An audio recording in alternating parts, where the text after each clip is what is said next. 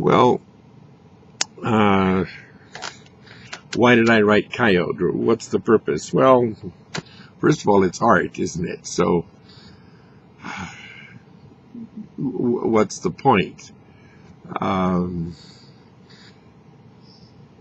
it reminds me of, like Beethoven writes Beethoven's Fifth Symphony.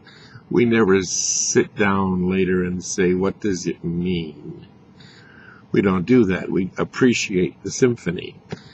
Architecture is art. Of course, it's pretty clear what it means, but it's art you can live in, isn't it? So, but yeah, there are things that you begin to think about as you write. My initial desire was to write a story about a fictionalized story about the grandmother, one of the grandmothers of some Indian kids that moved to my town, the little mountain town I was raised in, Buckley, Washington. And it was during the days of relocation, when the government was trying to relocate Native American families into small towns and large towns and into mainstream America, thinking that their lives would be better that way. And a lot of Indians thought their lives would be better that way too, rather than living on the reservations. And one of those Indians was a fellow by the name of J. Henderson in real life. I gave him the name of something, Blue Jay or something, I forget in the novel. And he's really a composite of several fathers, but he's mostly the boy's father.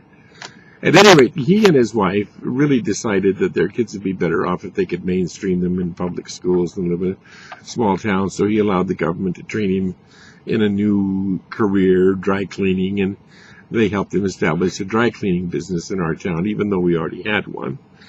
But he did okay. But the story becomes then I meet their grandmother, who's the last Quinault woman to live in the old ways in an old native cedar home down on Lake Quinault. Well, actually, it wasn't, like a longhouse or the real native kind of homes, because those had all been destroyed by the government or by armies or whites or something. But what it was there was a smokehouse. It had been a smokehouse, and she had converted it into living space. It had a dirt floor and really kind of one large room that was kitchen and living room and everything, and then a smaller little room that was sort of closet and bedroom, and then a lean-to back porch that had been attached to it, where she kept things, like jars of things and, sort of I don't know, kind of just stored stuff out there. And there was kind of a little front porch added onto it, too. So she could sit out there and, anyway, the government wanted her to move up into a government house on the reservation. She didn't want to. Just push came to shove. It took troops to move her from that house. She was a really interesting woman. And when they moved to our town, I was fascinated. I always wanted to play cowboys and Indians, and I always wanted to be the Indian. So to meet real Indians was something, and something of a disappointment, too, because they wore jeans and sweatshirts and T-shirts and rode bicycles and chopped wood and shopped at the store downtown. I mean, they were just people. But they did have a different heritage than I did, and my heritage, of course, was English and Polish for the most part. I have Micmac blood in me, but that's several generations back, and she converted to Judaism, so not much on that count except some DNA. Well, at any rate, I got to know the boys and forced myself on them, actually. So the novel becomes what it's like for a Native American family to relocate from the reservation in the 40s into a small mountain town that is really Hatfield and McCoy country, loggers and miners and whiskey stills in them their hills, and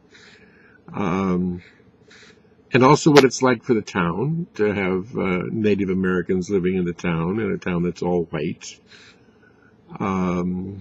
There is an Eskimo Indian family, or maybe he has an Eskimo Indian wife. living out on the pipeline on a small farm. And a couple of Indian kids who bus in from Shelton or someplace to our school. But they're so, into the McGuire sisters and all that stuff that we were, that it was hardly noticeable. So through these guys, I get to go out to the residence. My parents became friends with their parents too, and I got to go to the mother was from the Muckleshoot Reservation in Auburn, so I got to go there, and I got to meet their grandmother who lived in the Muckleshoot Reservation. First met her at their house in Buckley. Oh, she did not like white eyes. She did not like white people. But she took to me because I had a little Micmac blood, and what you gonna do? At any rate, learned so much from her about Indian ways. I mean, the first time I stayed with them, and she said we had to go gather something for dinner. I thought there was going to be a garden out back, and we went into the woods and we got watercress and mushrooms and little ferns of some kind off the trees and other things, and they all went into either salad or the main meal. Cattail roots, part of which was eaten like celery and part of which was baked like a potato, cooked like it was kind of a sweet potato, stringier, but not bad. And then eventually I got to go to the Quinault Reservation and meet the grandmother that still lived in the old ways, and a shaman who became a shaman by fault. He was pretty old when I met him, but when he was a young man, he figured out that he was gay, and that's sort of okay in Native American life. They're called people of two souls. But he was interested evidently in a richer color of life, a richer road of it, and took off and went to San Francisco as a boy, young man, where he became a window dresser for J.C. Penney's, and he evidently met a longshoreman, and they lived together for many, many years. Whether they came up and visited, I have no clue. But I do know that when the longshoreman died, the guy who became the shaman that I met came back to the reservation to take care of his father, who was the shaman, who was ailing. His mother was dead, and took care. And during that time, his dad taught him all the stuff. So they have a shaman who used to be a flaming queen in San Francisco, who was a window dresser and had all the affectations of, you would never have been surprised, even though he dressed like any old Indian on the reservation, if he'd showed up dressed like Sophie Tucker with a long cigarette holder, and you wouldn't have been surprised. So he's in this story, and the boys have their spirit quests that they go on, and the shaman blesses that. And so I get really involved in real Native life, get to go on a spirit quest of my own, and get to know these grandmothers, and get to go to Indian festivals, and gift exchanges and dances, and oh my goodness. So the novel is sort of about all of that, but revolving around the life of the grandmother on the Quinault Reservation, who struggles to maintain her integrity and to the way of life she enjoys. She doesn't mind going to the lake to get water in buckets, although she doesn't mind using the buckets instead of gourds. I mean, she likes some of white man's stuff, and some of it she doesn't. And finally, they force her into this house, and they carry her physically out of her house and smash it with bulldozers and move her into a house on the reservation that looks like all the other houses, white houses with picket fences. And as soon as we get in there, and while they're delivering her stuff, the army helped do all that, she sends the boys with Alice down to the seashore to dig clams to make a clam chowder, clams for dinner. And while we're gone, she has Jay take the actual toilet commode out of the bathroom and throw it in the woods out behind her house. And was when we came back from digging clams, I ran into the bathroom to use it because I'm kind of a city boy. I forget that I can pee outdoors. And the toilet's gone. There's just this hole in the floor with a chair over it. So I ran to the kitchen and I asked their grandmother, whom by then I called grandmother, because it's a socially appropriate way of dealing with older people, whether they're your blood relative or not. You call them grandfather or grandmother. If they are major characters and they're really in your life and they're really old. If not, then they're an uncle or an aunt. But you give them the distinction of some kind of title. And so I asked her about it, and she looked at me, and she liked me. She didn't at first, but she learned to like me. And I was adorable. I was irresistible. And she said, Freddie, I don't want to insult your European sensitivities, but I am Quinault. And we Quinault know what the coyote knows. And the coyote knows not to poop in his own cave. I will not poop in my own cave. I don't care what the army says. I had him take that thing out of here. I said, well, where are you going to poop? I'm going to poop in the woods where I always poop. Well, that becomes the last third of the novel, and the struggle now with the government to get her to stop pooping in the woods, which they turned into a city park for the reservation community. You can't poop in a public park, even if the birds and animals do. So it's that struggle. So and throughout the entire thing, there's a lot of humor. My protagonist, Fritz, is really me. Talks all the time about, being disappointed that Indians weren't,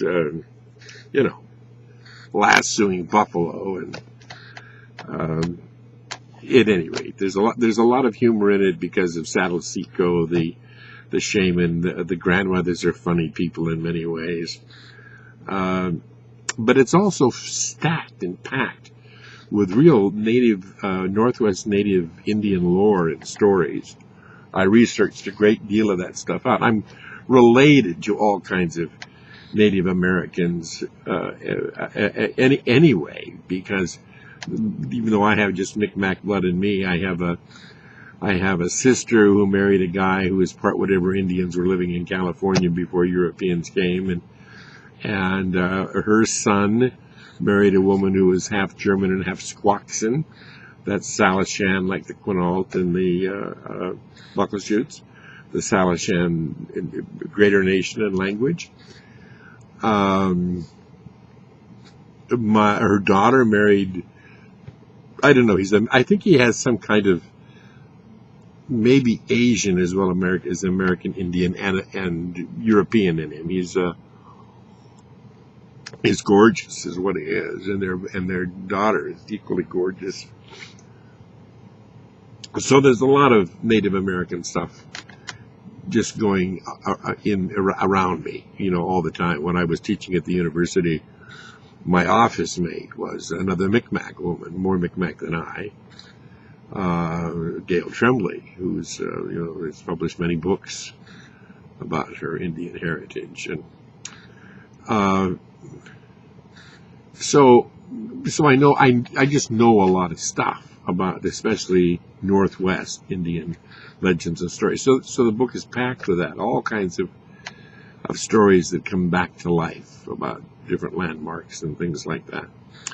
And it also really, I think, talks from an Indian perspective, as well as my own perspective as a European, or mostly European, viewing this struggle for this relocation of the one family into mainstream small town America in the 40s, and on the other extreme, the oldest generation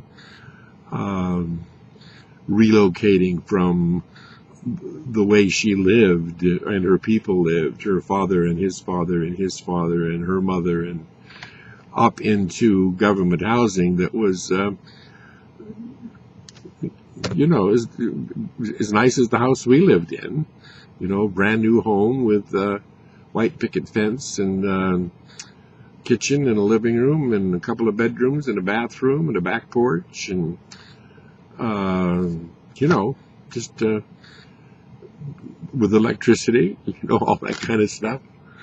So learning the ways of Coyote is how Fritz learns the ways of Coyote, and how the last Quinault woman to live in the old ways is triumphant at the end, and is able to wear that symbol at the dance festival that year.